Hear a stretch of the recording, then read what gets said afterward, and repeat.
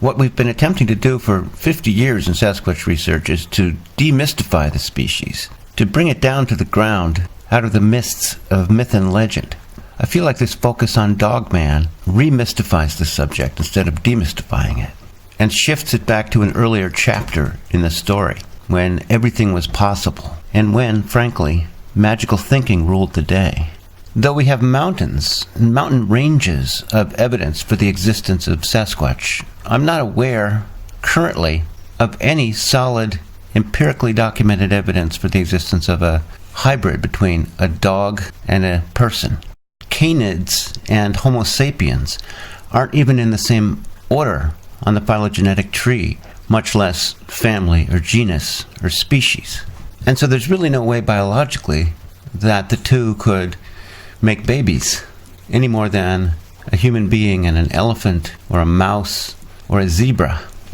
Because I give so much credence to eyewitness reports, I'm certain that there is something out there in nature that corresponds to this name Dogman. My hunch, though, is that it is a type of Sasquatch, a variety that has a snout and maybe ears that poke up.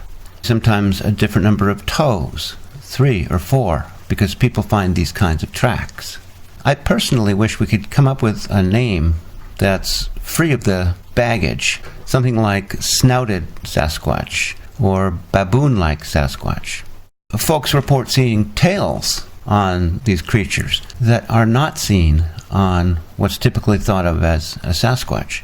Well, it's not a stretch of the imagination to think that there are Sasquatch with tails. There are sometimes even humans born with tails. These are a vestigial feature, an evolutionary throwback. There are all sorts of morphological mutations and deformations that can occur. Some, like the so-called ostrich people of Zimbabwe, through isolation and inbreeding, a problem that may well apply to certain Sasquatch populations. Even ordinary variation across breeds within a single species can be extreme, as we see, of course, in man's best friend.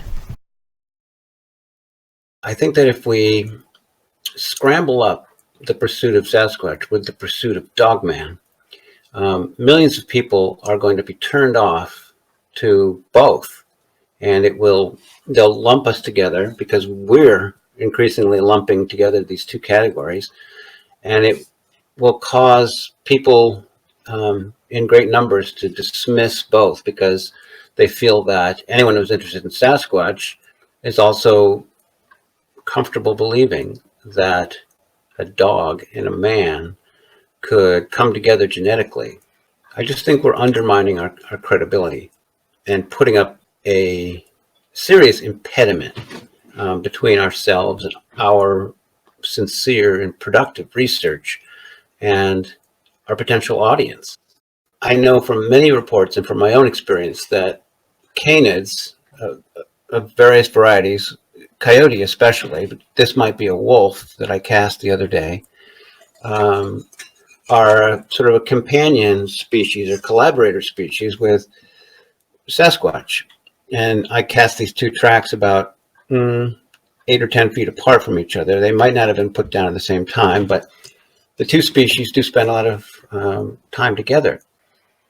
So I think it makes sense that people find dog-like prints in the same vicinity or the same spot where they also see Sasquatch. And this might have caused some of the blending of the two categories. Anyway, that's all I have today. I just want to put out a proposal or a suggestion that we, as a field, examine our terminology and see if we might come up with a way of thinking about the varieties of Sasquatch, or the subspecies, or the breeds, or the strains, or however we're going to end up knowing them, that won't at the same time sabotage our efforts or shoot ourselves in the foot.